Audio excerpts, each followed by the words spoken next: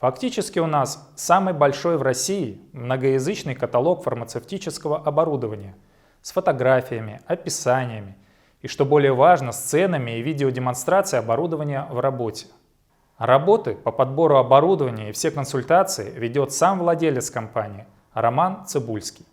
У него огромный опыт в работе с различным оборудованием, технологиями.